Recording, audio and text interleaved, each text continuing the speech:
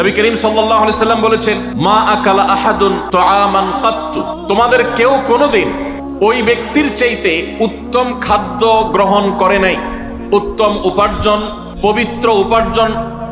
পবিত্র খাদ্য কখনো সংগ্রহ করে নাই ওই ব্যক্তির চাইতে যে ব্যক্তি নিজের হাতে উপার্জন করে, নিজের হাতে পরিশ্রম করে যে উপার্জন করে, তার উপার্জনের চাইতে, তার কামাইয়ের চাইতে, তার রুজির চাইতে, তার খাদ্যের চাইতে উত্তম কোন খাদ্য আর উপার্জন আল্লাহর জমিনে আর হতে পারে না।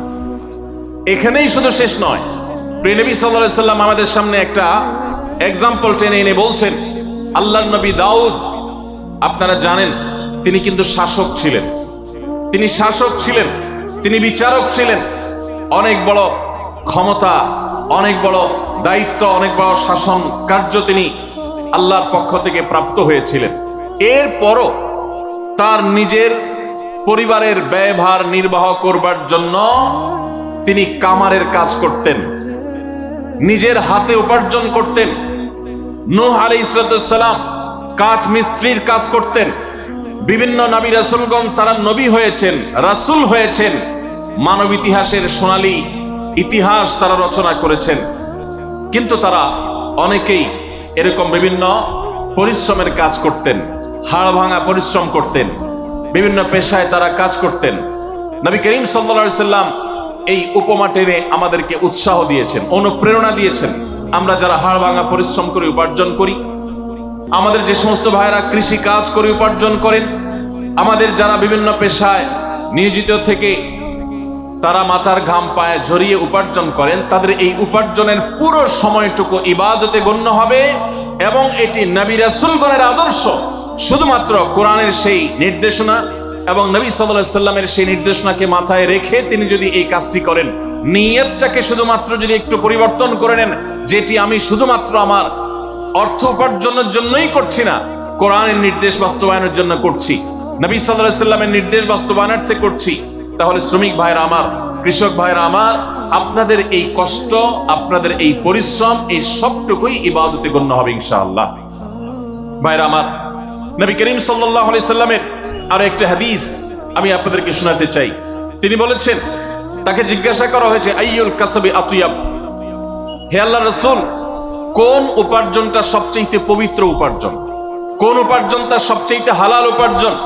তখন নবী করিম সাল্লাল্লাহু আলাইহি সাল্লাম বলেছেন, কাসবুর রাজুলি বিয়াদি, মানুষ যখন নিজের হাতে উপার্জন করে সেটা, ওয়া কুল্লু বাইইন মাবরুর, এবং প্রত্যেক ওই ব্যবসা, যেই ব্যবসার মধ্যে সততা থাকে, যে ব্যবসা মানুষকে ঠকাবার উদ্দেশ্যে থাকে না, প্রতারণা থাকে না, দুই নম্বরই থাকে না, মিথ্যাচার থাকে না, মজুদদারি থাকে না, আড়তদারি থাকে না, কৃত্রিম সংকট সৃষ্টি করার প্রচেষ্টা থাকে না, সেই রকম ব্যবসা, সেরকম ব্যবসায়ীর ব্যবসা এবং শ্রমিকের শ্রম দিয়ে কামানো উপার্জন, এর চাইতে হালাল, এর চাইতে পবিত্র কোনো উপার্জন আল্লাহর কাছে আরেকটি নেই। ভাইরা আমার, এরকম বহু হাদিস এবং আয়াত আমি আপনাদেরকে শোনাতে পারবো, যে সমস্ত আয়াত এবং হাদিস থেকে আমরা দেখতে পাই যে আল্লাহ নবী সাল্লাল্লাহু আলাইহি সাল্লাম আমাদেরকে উৎসাহিত করেছেন নিজের হাতে উপার্জন করতে। অতএব আমার শ্রমিক ভাইরা, আপনারা যারা নিজেরা হাড় ভাঙা পরিশ্রম করে উপার্জন করছেন, অনেক বেশি কষ্ট করছেন, আপনাদের জন্য অনেক বড় একটা প্রেরণার বিষয় হলো, এটা স্বয়ং নবী রাসূলদের সুন্নাহ এবং তাদের আদর্শের বাস্তবায়ন। আপনাদের মধ্যে কোনো হীনমন্যতা যেন কাজ না করে।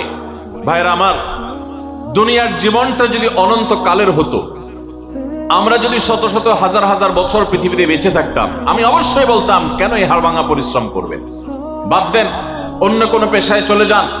কারণ এত দীর্ঘ জীবন, অনন্তকালের জীবন, আপনি কেন হাড় ভাঙা পরিশ্রম করে কাটাবেন?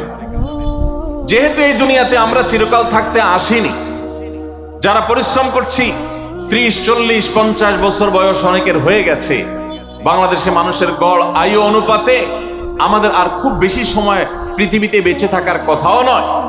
অতএব আপনি এখানে পরিশ্রম করছেন, কষ্ট করছেন, সামাজিক স্বীকৃতি নেই, হয়তোবা সমাজে সেরকম মর্যাদা মূল্য আপনার হয় না, এমনকি হুজুরের কাছেও কদর পান না, পয়সা নাই, কড়ি নাই, আপনি নিজেকে দুর্বল মনে করছেন। আমি আপনাকে আরেকটি সুসংবাদ শোনাতে চাই।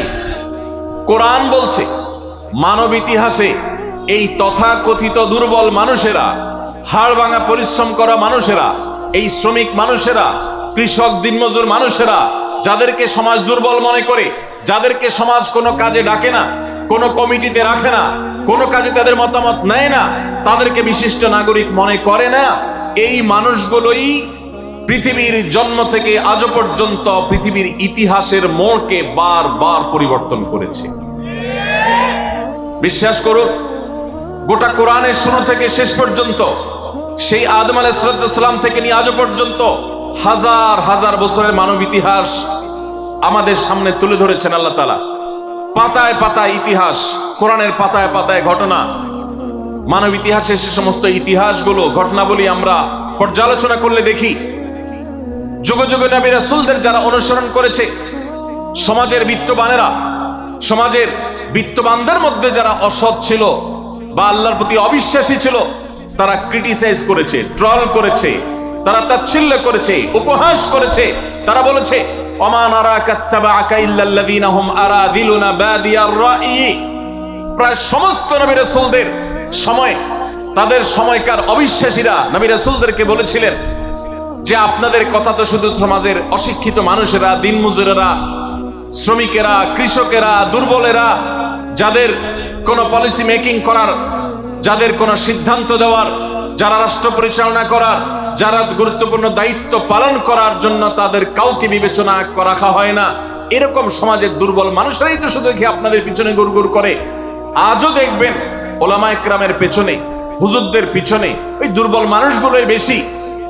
আপনারা অবাক হবেন, এই দুর্বল মানুষেরাই, তারাই কিন্তু পৃথিবীর ইতিহাস রচনা করেছে। বেশি দূরে যেতে হবে না, মুহাম্মদ সাল্লাল্লাহু আলাইহি সাল্লাম মক্কা থেকে মদিনায় হিজরত করে যাওয়ার মাত্র 8 বছরের মাথায়, যেই মক্কা থেকে তাকে বিতাড়িত হয়ে যেতে হয়েছে, যেই মক্কায় নির্যাতন সইতে না পেরে আল্লাহর নির্দেশে হিজরত করতে হয়েছে, নিজের মাতৃভূমি ত্যাগ করতে হয়েছে, অত্যন্ত গৌরবের সাথে মাত্র 8 বছরের ব্যবধানে সেই মক্কা শুধু নয়, সেই আরব শুধু নয়,